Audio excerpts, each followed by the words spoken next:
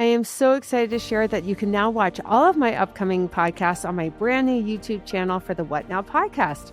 So many of you have asked for more video content, and now you can watch these powerful conversations face to face. Every story, every testimony, every moment of faith and resilience, you'll now find it all on YouTube. So I'll be posting more of my episodes there, along with new short clips and deeper insights to help strengthen your faith and remind you that you are never alone on this journey. I invite you to subscribe on my YouTube channel at Podcast What Now. That's at Podcast What Now, so you never miss an episode. This is the What Now podcast. In this episode of the What Now podcast, I sit down with Steevun Lemon, CEO of Havenlight and son of renowned Christian artist Liz Lemon Swindle, to talk about humble beginnings, the power of beauty, and the spiritual turning point that changed his entire life. Steevun shares honest stories from a childhood shaped by scarcity and a strong single mother, and how those early experiences fueled a fast-paced chase for financial success that left him feeling spiritually empty. He describes the moment in Florence standing before Michelangelo David when the Spirit whispered that he could spend his life chasing money or chasing beauty, but not both. That experience brought him home, back to faith, family, and eventually into the world of Christ-centered art. Today, he sees art as discipleship, a silent sermon that teaches, comforts, and points people back to the Savior. If you've ever wondered how God redirects our paths or how beauty can heal what money cannot, Steevun's story is a moving reminder that heaven often speaks through the things that lift our hearts. This is the What Now podcast. Today, I'm here with Steevun Lemon. Welcome. Thank you for having me. So glad to have you on the podcast today. Your mother is Liz Lemon Swindle, who I've interviewed in the past. She's an incredible woman. Thank you. She's fantastic. Before we get into the interview, can you just share a little bit about yourself so we can get to know you better? You bet. My wife and I, Tammy, both of us raised in Orem, Utah, knew each other in high school, but we're not high school sweethearts. I don't think she wanted anything to do with me till I got back from my mission. Served in South Dakota, so the great Midwest. We have 5 kids. Our oldest, Travis, is a detective in Texas. And my next 3 are all at BYU Provo at the same time. So as you can imagine, that's a huge hit on my heart and my wallet as they've all kind of moved away. And then my youngest, Olivia, is a volleyballer for the high school. And so I spend most afternoons watching her play, and I get terribly nervous. So I tell her, I feel like I've played the game by the time we're done. I'm so stressed. Those are fun years, though, watching your kids play sports. I love those years.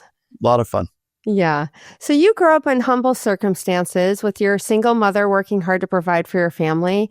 I mean, how did those early experiences shape your perspective on money and work and faith? Yeah, it's an unusual story of being a single mom because in many ways, my parents were together until I was about 17. But my father and mother really struggled both in their marriage and financially. Although my father had completed a master's degree, he came out at the wrong time. It was during the Reagan administration, and they'd put a freeze on hiring. And so because of that, he wasn't able to secure a job and ended up spraying lawns for a company called ChemLawn.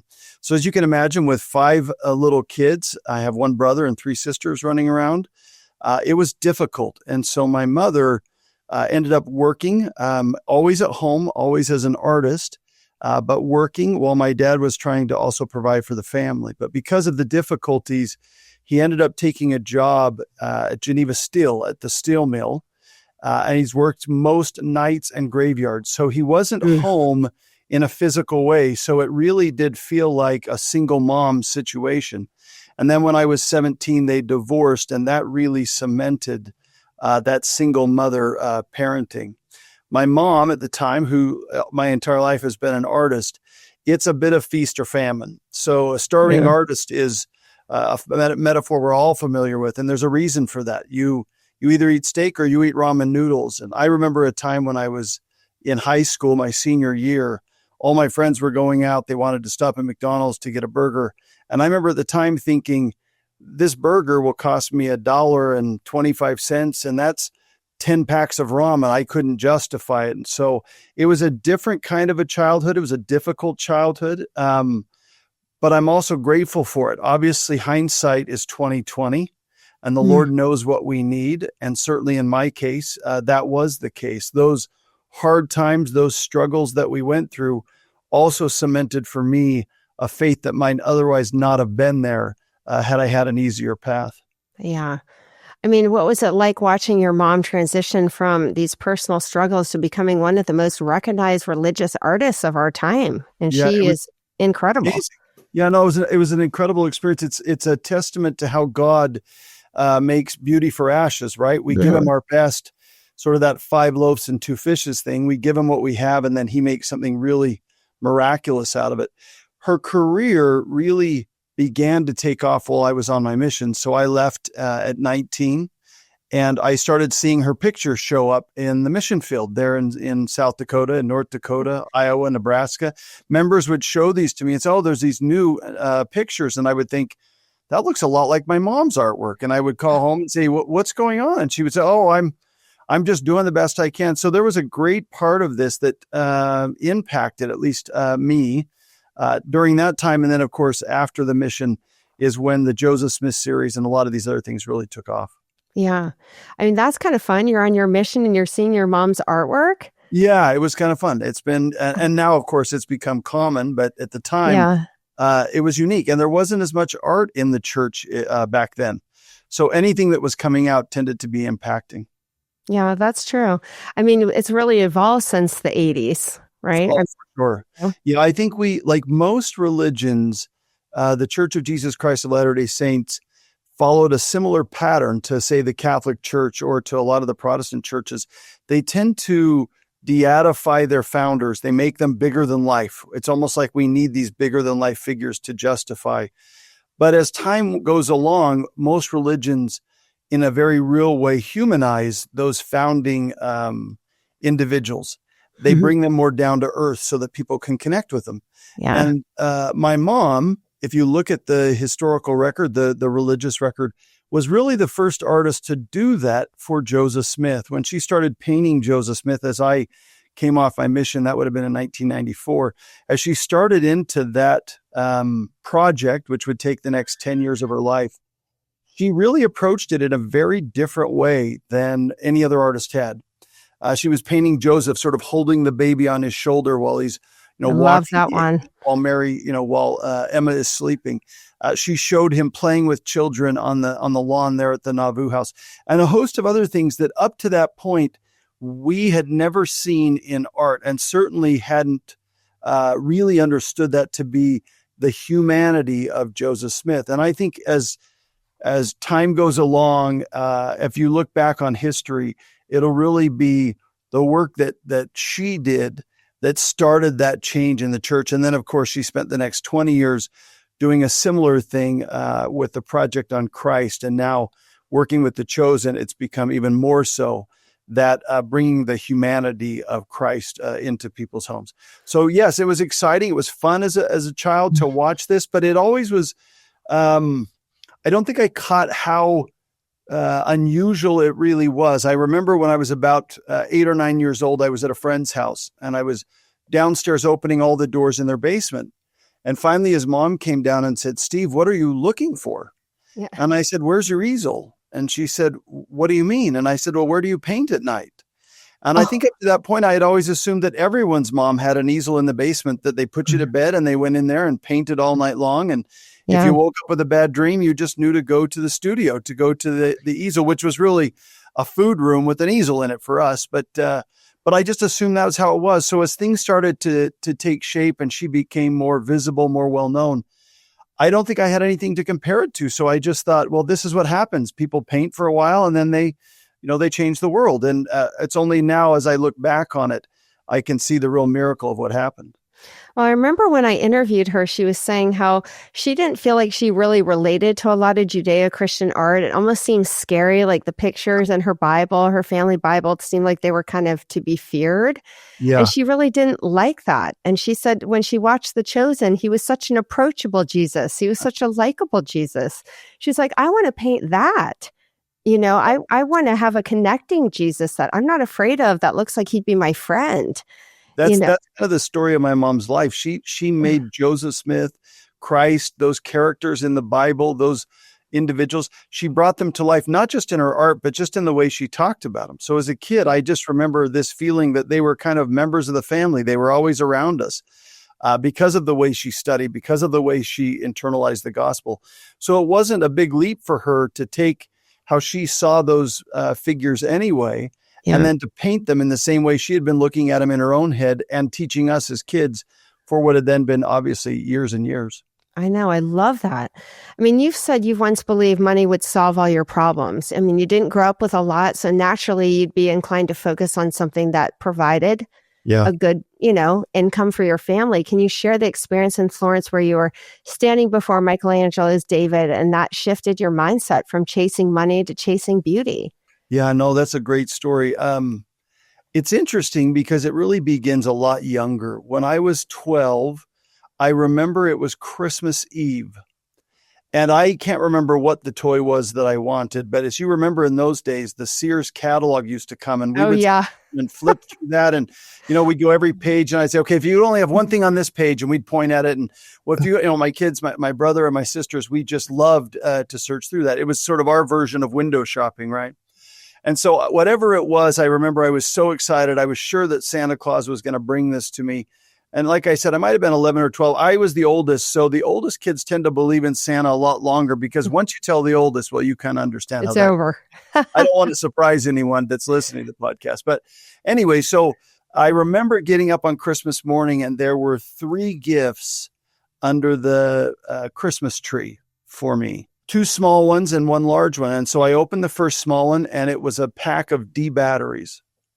And then I opened the second gift and it was a pack of D batteries. And the last gift was one of those Simon. I don't know if you remember them. They were sort of I love Simon. Different colors, and you would do it in an order. Mm-hmm. And that, although fun, was obviously not the gift I had been hoping for.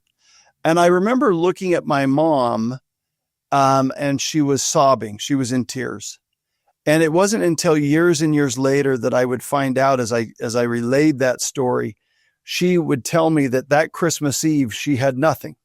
And it was about 3 or 4 in the afternoon. And a member of our ward came over and handed her a couple $100, which, was a lot of money back then, especially for our family. And so she went out on Christmas Eve and found the best she could with the last 2 hours of daylight there, and brought it home and wrapped it. And if it hadn't been for that ward member, we would have awakened to nothing.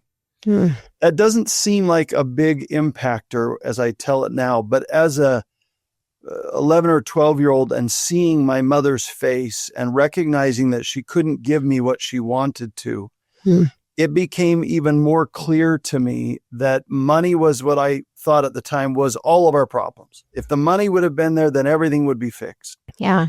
And so as I got older, I took a path that would lead, as you said, to perhaps a different financial outcome than my parents had experienced. The problem was, as anyone who has been through this road knows, money doesn't solve your problems. Now, that's not to say money doesn't solve some problems. It certainly does. And when you don't have a lot, and now having traveled all over the world, I recognize that what I thought was poor, and certainly in the Utah at the time and for the U.S. standards, it was, but that is nothing compared to how so many people around the world live. In fact, even the poorest of us are often blessed in some ways beyond measure. But it's the comparison that kills us. And as a child, comparing myself to my friends and seeing where we were and seeing how different, divorce was not something that was common in those days. And so all of this coming together, it was very apparent that I was different, that my family was different, and I mistakenly attached all of that to money. So when I graduated, went on my mission, came home, went to BYU, and I was determined to find that career. I went straight from my undergraduate right into a master's program. I think now I look back, I'm not sure what I was in a hurry for, but at the time I was so anxious and so ambitious. I think I completed my undergraduate in a little over 2.5 years and my master's in about a year and a half. So within a 4 or 5 year window, I had finished. I had an MBA. I was ready to, light the world on fire. And so I spent the next 10 years in tech and high tech. This is back 2000, of course, was the dot-com boom. And I went through that in the first company. I watched it go public, and, everyone had options and everybody around the table was a millionaire. Yeah, the bubble. Yeah, it was crazy. But all of us, we didn't sell. And so we were all millionaires, and then we were all right back the way we were. No one took advantage of that, or very few. But it was a different way of cutting my teeth, certainly in that career. And I think the first job out of college, I was making twice the amount my father had ever made in my entire lifetime.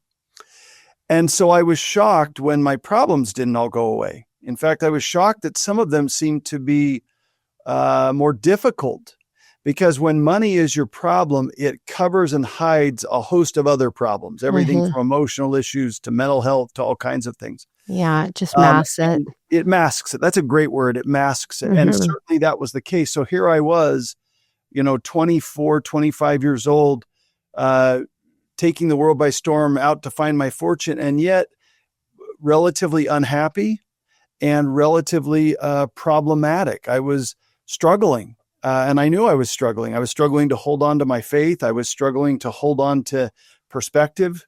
And so at one point, I was going to Rome. I had never been there at the time.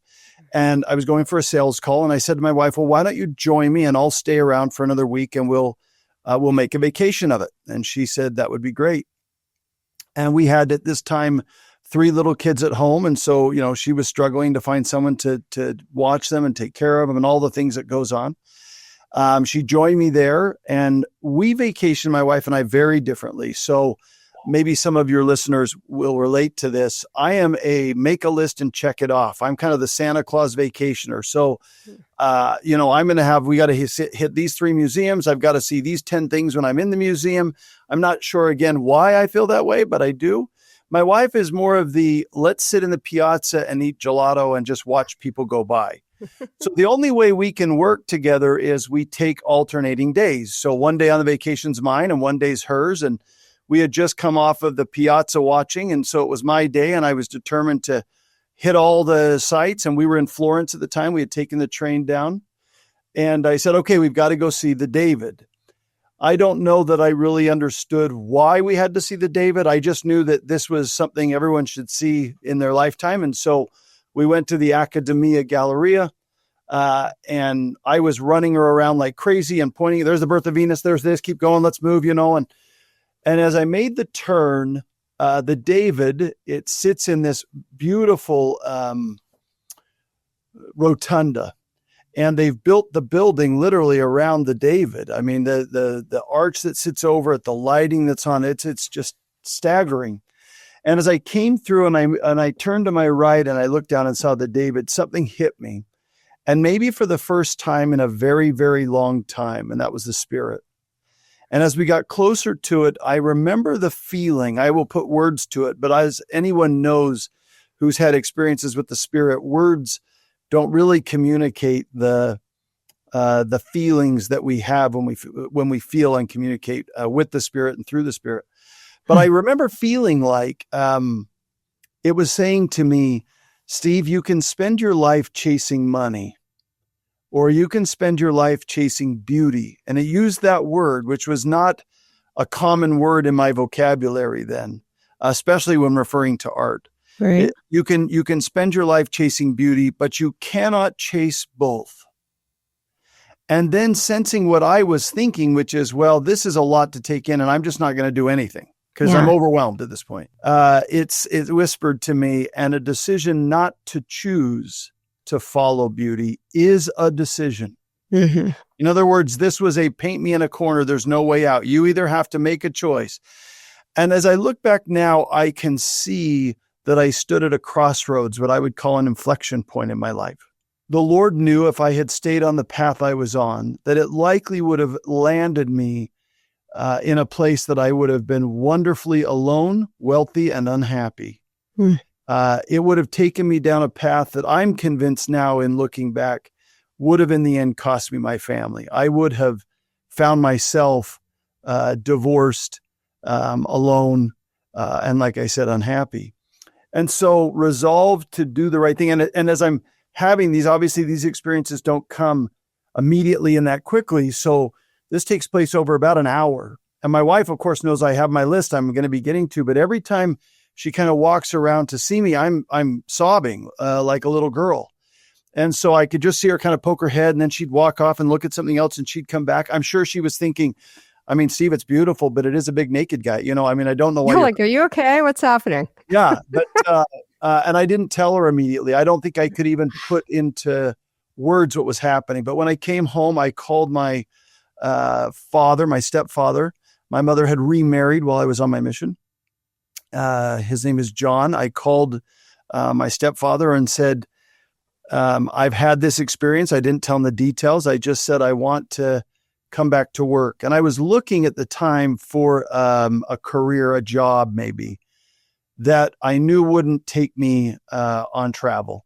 At the time, I was traveling about 60% of the time, maybe as much as 70% of the time. Wow. I was missing everything. First steps, and I was everything. That's a good way of saying it, Mary. I was missing everything. And the only job that could come to mind was working in what had become the family business. It wasn't certainly me growing up, but what had become the family business, which was then it had a different name, Frameworks, now Havenlight.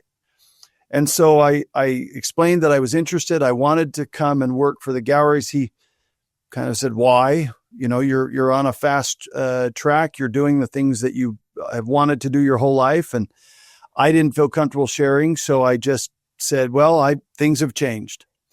And coming to work at Havenlight was the hardest, most horrible, most amazing and wonderful thing I had ever done up to that point.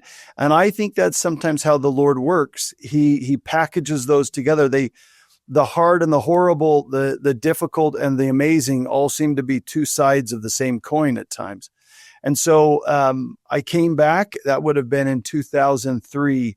And I remember telling my boss at the time that I was leaving, and he said, what on earth could you want to do with a small, struggling family art business? And I said, I don't have any good explanation. I don't even know. I just know this is where I'm supposed to be. And of course, that has certainly led to this point. Oh, yeah. I mean, Havenlight could have been just a business, but you described it in the way the Lord used you to change your life and the lives of others. I mean, how do you see the connection between art and discipleship? I mean, there's... Yeah. So if I think back on my own life, I am certain when Michelangelo was carving the David, he had no idea that hundreds of years in the future, someone would be looking at that piece, and it would be that piece of art that put me in the mindset where I could hear the Lord speak again, which I hadn't at that point heard in many years. That's the power that art has. Art has the ability to transform us. It's a reminder, I think, in some ways of where we come from. We don't know a lot about heaven, but what we do know is that they sing there, that they have art there, that there is this, whether it's musical arts or otherwise, that beauty is a part of this. I like to believe that the great works of this earth get resurrected. A friend of mine once taught me this idea that they get resurrected with us so we can have them in heaven, all those things that were once here but destroyed. I hope that's true. But whether it's that or something else, it was clear to me that art has transformed and changed my life forever. And I have to believe in very real ways it does that for others. In fact, if you think about our view of Christ, for very few of us, if any of us, we may not ever have the chance in this life to see him. But our view of what he looks like, our feelings and connections to him are often influenced and even shaped by the art that we experience. So when I ask people, well, what do you think Christ looks like? They will start to describe to me in some way their favorite picture, their favorite piece of art that represents him. That's the power of art. It's created a reality for them and strengthened that relationship with the Savior. And I can't think of many things on this earth that are more important than that. I agree. I have a lot of religious art in my home that I've bought from Havenlight, from your... Thank you. My kids and my college kids, thank you. Oh my gosh, I have tons of it in my house in Provo. And then my house here in San Clemente, I have a beautiful Gabrielle Heaton piece. I have a beautiful Collins piece. I love the ones Collins has where Jesus is holding this girl close in his arms in this very endearing and loving exchange. And being able to see that and walk past that every day, it just reconnects you to Jesus. The visual connection, it's important. I absolutely agree. In fact, I think that's one of the great secrets. We have these, I think of advertising in some ways, how much people spend for a billboard or to put a message in front of others. I remember when my son was younger and I was trying to get him, I felt like now, obviously, he's an incredibly hardworking human being, but like many fathers, I wanted more. I wanted him to mow 3 lawns, not 2 or whatever it was. And so I remember thinking, oh, he's so lazy all the time. And I wanted him to learn the work ethic. My father had kind of dragged me out of bed one summer and said, you're going to go live with your grandparents on the farm. And so I spent a summer on the farm, and that's enough to change anyone's mind. If they haven't worked hard, that's a place to yeah. Uh-huh. But I wanted him to have a similar experience. I wanted him to have this work ethic. And so I remember thinking if he would just read this one talk, it was a conference talk, but I couldn't get him to do it. So I went to him and I said, I'll make you a deal. I want to rent an 8.5 by 11 piece of your wall in your bedroom, and I'll pay you $20 a month to rent it. And I remember him looking at me and he said, what do you mean? And I said, I get to put anything up in that space. And he goes, I have to read it? I said, nope, you don't have to do anything. You don't have to read it. And he said, done. Give me the $20. So I remember I tacked this conference talk to the wall. I may have even heard of this idea from someone else. I'm certain it's not an original from me, but I tacked it to his wall. I thought for years he had never read it. And he explained to me at some point later on that he would sit in his bed and say, I'm not going to read it. I don't care. I'm not going to read it. And finally it would just overwhelm him. And he would the curiosity sort of killed him. And he'd go take it off and he'd read it. And then he'd replace it in exactly the same way so that I wouldn't know he had read it. Now, whether or not that changed him, I don't know. But it highlighted something that I've seen over the subsequent years, the importance that art can play in our lives. I was willing to spend money just to put this one thing in front of him. We have the same ability as parents to communicate our values to our children, to our friends, to those neighbors and others who come into our home. We have the ability by putting a beautiful piece of art on our walls to say, this is what matters to me. And now, as I'm in my 50s, and I've watched enough individuals as they settle their parents' estate, it is clear to me that the one thing that those kids are often, I don't want to use the term fighting over, but are so drawn to wanting is the artwork that their parents had in their homes. Even if it was something small, a Friend magazine that, someone ripped it out of and put it in a little frame from the 5 and dime. It's something that the kids connect with their parents. It's like my dad or my mother loved this piece, and it was their love that imbued it with meaning. It was because it was their values in this physical form, and they want it in their own home. They want to bring that home. It doesn't mean that they want the same kind of art their parents had, although I think there's a sentimentality to some of those things. But what it does mean is that art is a way of us communicating those values in a more timely and timeless way than we might otherwise have. Yeah, that's interesting. I do have another piece in my house too with Christ and his arm around this little boy because it just looked like my son. Yes. And I just thought, oh my gosh, I always want to know that Christ is watching out for him. It's just, it's comforting. And it's a reminder. I love that. Yeah. And we actually had a couple over from our ward with a young son, and this little boy's 2, and just not saying a lot of words, but he looked up at that picture, and this little boy looks exactly like the boy in that painting. He said, that's me with Jesus. Yeah. And his identification of him with Jesus, I ended up getting a print of that frame to give them for their home. And I wish you were my neighbor, Mary. I will tell you that. I want that. No, I think what you pointed out is exactly right, especially when we can see ourselves in the art, or when the art helps us to, as you said, make that connection. It's not difficult to see in young children. I can hold up pictures of Jesus and say, who is this? And they'll say, Jesus. Obviously, some of it's because of the beard and the robes and the things that we identify. Yeah. But I like to believe that some of it goes a little bit deeper than that they can sense and they understand and recognize, that representation of the Savior. So I'm 100% with you. We've had religious art in our home from the very beginning. Sometimes people will come in and say, it's like a shrine in here, Maybe I've got a little bit overkill, but I got a frame shop. So, I got to do something. I bring my work home with me, as they say. But yes, I mean, I think that's a key in it. And the other thing I would stress to the listeners, there's a mistake in thinking that art needs to be expensive. It does not. Art doesn't need to be something that we have to save and scrimp for years and years to buy this one little piece. Now, I will say it's very different when I've been, and obviously I've been back to Italy many times now, and you go into these wonderful little homes of members or others, and they'll have these amazing original works of art that, they may not have anything else on the whole wall, but this little teeny thing, but they have this sort of commitment that if it isn't really a world-class and amazing and touches them, they'd rather have a blank wall than a wall that's just covered with something that doesn't inspire them. Yeah. And that's inspired me. But saying that, it starts very small. This might be a $5 or a $10 piece of art. It's just that we take a conscious effort to look for it, that when we find something that inspires us, we put it on our walls. I would rather have it up with a thumbtack and no frame at all than I would to miss an opportunity to communicate to, like I said, my friends, my family, my children, what matters to me. And art allows us to do that. Yeah, it does. I know I have several pieces in my house in Provo that I got from Havenlight, and they're prints. They're beautifully well-produced prints and beautiful frames.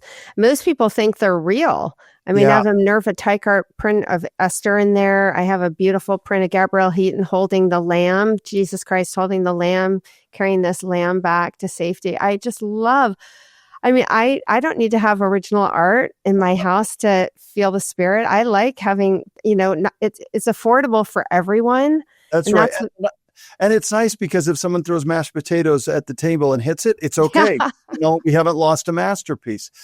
Right. I agree with you. And with the way technology has changed and improved, we are certainly seeing reproductions that if you're not careful, in fact, I've had a couple times, especially with sketches, where I've had to double check. I almost gave away the original and kept the reproduction. I mean, they're that good. So, and I think it will only get better. So there's not any longer, there's so many great options. I'm not even just saying Havenlight. There's so many great options and so many great companies offering beautiful religious art, spiritual art.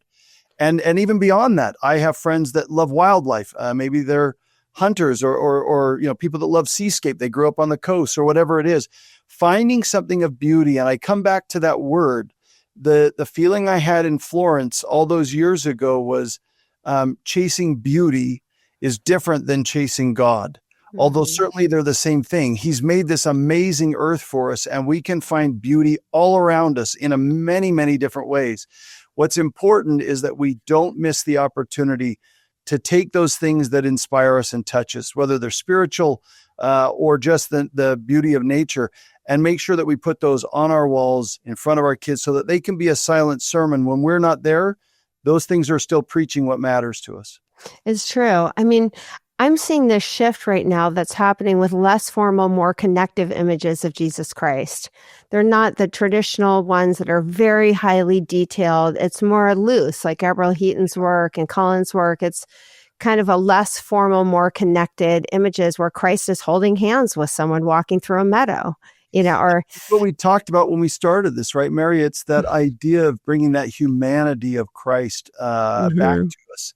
It's not the biblical stories, not that there's not a place for those, but I think that's what most of us grew up with. As my mom talked about in her interview, that the family Bible that shows the crucifixion or the baptism or the nativity, we learned these events, but sometimes in that art, we missed the human side of Christ, that connective side of Christ that is so critical today. And so, yes, I see a lot of the artists today are representing the Lord in ways that it feels like we could step into it. Like he could put his arm around us. Like we could be the person in that picture as you described. So I think that's a natural evolution. And I think you see it not only in the Church of Jesus Christ of Latter-day Saints, but I think you see it happening in Christianity at large as they move toward more connected, maybe a looser, more impressionistic, less formal, like you said, less classical realism. They're moving toward paintings that help them feel more than tell the story. Yeah. I think we've got plenty of stories told in the art in the past, the sort of historical art record. What we don't have is enough pictures that help us feel like he knows us and loves us. It's true. I mean, it's interesting too, because you've begun using AI to connect with younger audiences. Yeah. So what role do you see technology playing in helping people connect with Christ through art? Yeah, that's AI is changing everything. It is. Everyone, we hear AI, and it goes on, and everyone's scared and everyone doesn't know what's coming. And certainly, like any technology, there are fears that come with it. There are misuses that can certainly be detrimental, destructive. But like any technology, used in the right way, it simply helps to enhance and to make it easier, better for us to do things that once took a lot longer. There's a mistake in thinking that AI will replace more traditional forms of art like watercolor or oil painting. I studied this because as I saw AI coming along, I thought this can't be the first time that technology has tried to supplant something or replace it. And I went back to sort of the early 1900s.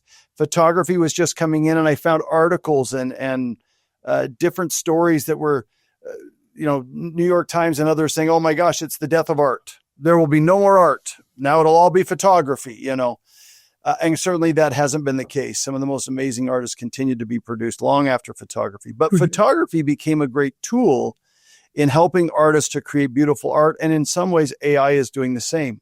I know lots of artists that are tremendous watercolorists, oil painters, but maybe don't have the means or the time to create lavish photo shoots and take pictures of models and, go to Jerusalem and get the background. So AI is a great way to fill some of that in. They're able to create a Jerusalem-like background, or they're able to create a Galilean landscape where they wouldn't have had that accurately in the past. Yeah. And then maybe they grab their neighbor and say, I'm going to have you stand in. I can't tell you how many times I look at my mother's pictures. And it's, for you and for the viewers, it's like, oh, here are the three wise men coming to Christ. But for me, it's Brother Goobler and Brother Johnson. It's all the members of the Lord, right? Because that's all we have. Aren't they at church? Yeah. So she would go to church and say, I'm doing a photo shoot. Would anyone like to be in it? And they would show up. They were just an amazing supportive board. And so, photography became a tool to help artists, and AI will become a tool to help artists. Mm-hmm. That doesn't mean there isn't AI art that is standalone that someone creates and doesn't touch it up any more than there are photographs that people hang on their walls that have not been retouched or weren't used as a tool, but instead were the end product itself. But having said that, I see AI as a great tool to help artists to create amazing works of art that will stand the test of time, that they would not otherwise have been able to do if they were required to stage all of that, what we call scrap, all those pictures that they use to create the final piece. They would not have had the means to do that. And now that's a tool they're able to do it with.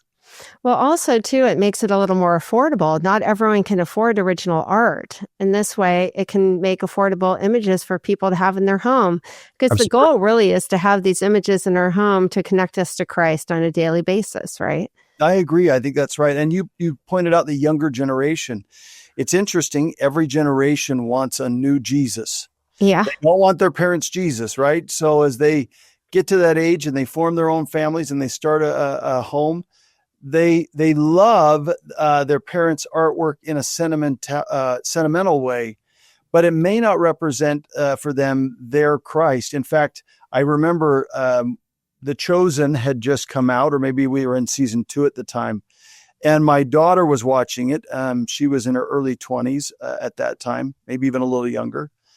And she said at the very end of episode 1, season 1, where Christ brings Mary in and holds her. And Liz, my mom, later did a picture called "You Are Mine" of that moment in Chosen. I remember my daughter saying, "That's my Jesus."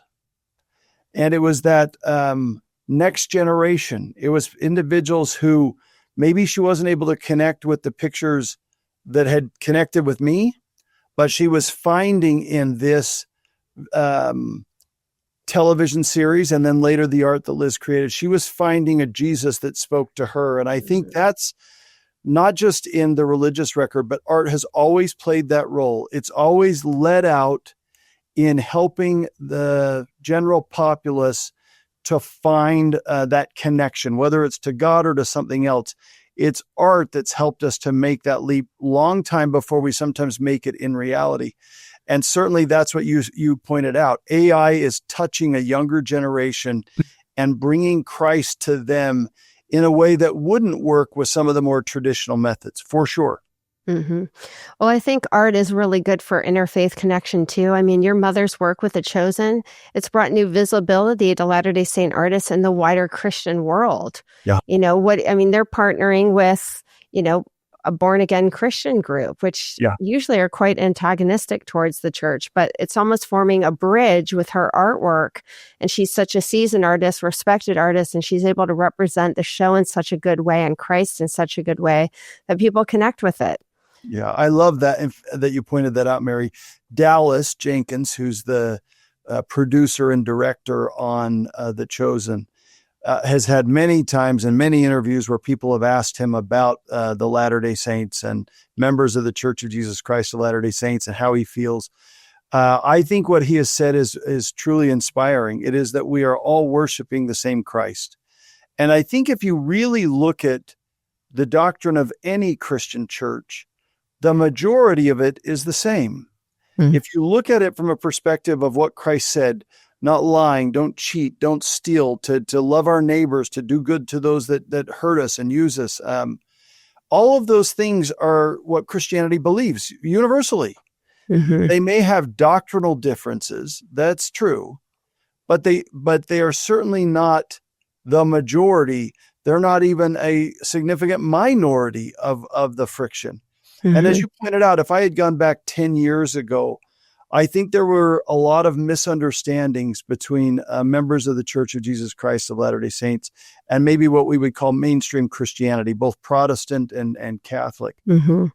But in the last 10 or 15 years, I have watched so many of those doors and doors opened and walls come down. And as you pointed out, we're all trying to worship the same Christ. Mm-hmm. And so if someone has a talent like Liz does and can represent what Dallas has put together. And of course, Dallas has an incredible talent. I think that's more important, that we look at the similarities that we have rather than dwell on the differences. Mm-hmm. Yeah, that's beautifully said. And I do feel like it forms a bridge, an interfaith bridge. Yes, mm-hmm. Absolutely right. It's a nice way. In fact, I once said to a person, isn't it interesting that art crosses all language barriers? I can show a picture of Christ no matter what language the listener speaks. If they are familiar with the Lord, they will see that picture and it will have the ability to touch them. It is a universal language art has represented. I don't speak the same language Michelangelo did, but when I saw his statue, the Spirit was able to speak to me. Down through those ages. And so I think that's the power that art has. It really is a universal language for all of us and builds the bridges that you talked about that let us see that we're more alike than we are different. Yeah. Well, thank you so much for joining us today. I loved having you share kind of your life experience, your transition from chasing money to chasing beauty, working with the family business at Havenlight and how that's changed you and your mission to get art into the homes of every Christian to strengthen them and support them.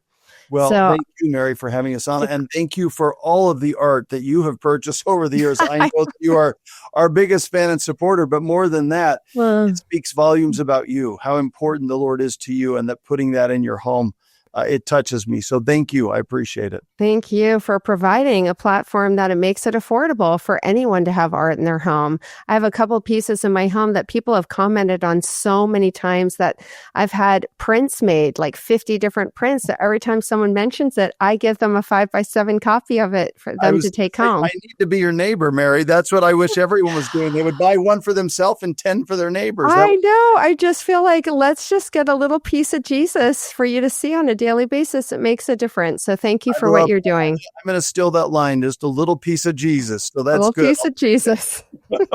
Thanks for having me. Thank you so much. This is the What Now Podcast.